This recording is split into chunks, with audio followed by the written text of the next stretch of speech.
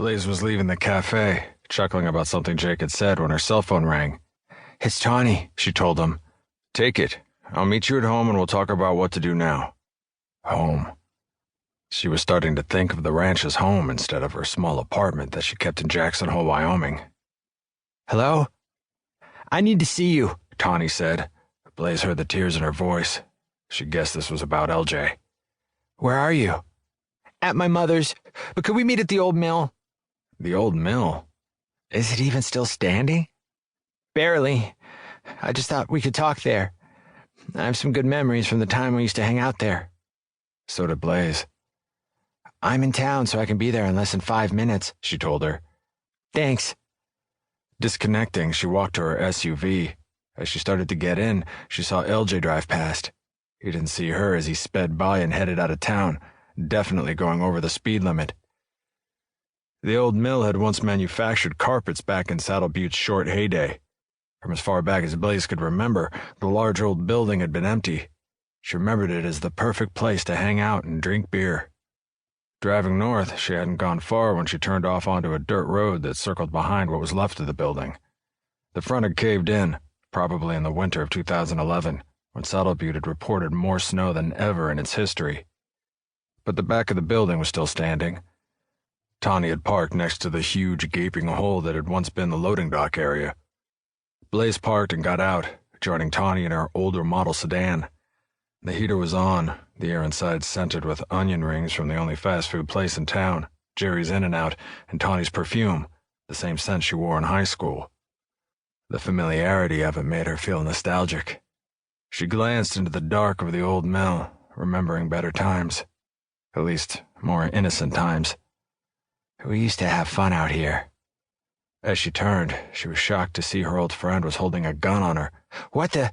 It's not loaded," Tawny said. "Then why are you—" She grabbed the barrel, pointing it away from her as she took it from the woman. Tawny was digging in her coat pocket. Cartridges for the .22 spilled out into her hand. "I need you to show me how to use it," the woman said. Blaze stared at her. "Where did you get this?" "It's an old one my mother kept in a drawer by her bed." She removed the clip and saw with relief that it was empty, and so was the chamber. "Tawny, what is this about?" "LJ. He's scaring me. Something's going on with him. He's so angry all the time. I have to be able to protect myself from him." "Why is he angry?" She suspected it probably had to do with her father being released from jail and his father's need to catch Frank's killer now more than ever. "I don't know. But now, did you hear about his father? Bud had to be taken to the hospital after Jake visited him. LJ's furious and blames Jake." Blaze recalled the expression on LJ's face as he sped through town toward the outskirts, headed south, in the same direction as McClintock Ranch. She set the pistol on the floorboard at her feet and pulled out her phone to call Jake. Jake was headed back to the ranch feeling pretty good. His stomach was full. He'd just had breakfast with the woman he loved, and he really did think he and Blaze were getting closer. Maybe there was hope yet. But he worried that they might be getting too close to the truth about Frank's murder. It felt more dangerous. Blaze wouldn't leave unless he did. Maybe they should let this go, let the sheriff try to find the killer.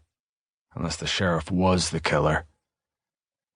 Jake couldn't help rebelling at the idea of letting the person who killed Frank get away with it. Even as much as Frank was apparently hated, Jake still believed in justice because of W.T. The judge had changed his life. Jake couldn't let this go. But how would he get Blaze to leave? The road to the ranch was dirt with some gravel, narrow and winding. In some shady places, the ground was covered from the last snowfall. He realized that he'd been so deep in thought that he hadn't been paying attention. The back of the pickup lost traction for a moment. He touched the brakes, got the truck under control again, and slowed down. He'd just come into a straight part when he looked back and saw a pickup roaring up the road behind him. Whoever it was, they were driving fast and furious, actually kicking up snow along with dirt and rocks. As the truck behind him hit the straight stretch, he got a good look at it. L.J. Fraser. Jake swore under his breath. He knew it was just a matter of time before the man heard who'd been with the sheriff when he'd had his attack. Jake wasn't responsible. Fortunately, it hadn't been heart failure, just a panic attack. Not that it would change how L.J. felt about it. The deputy would blame him. The truck was gaining on him fast.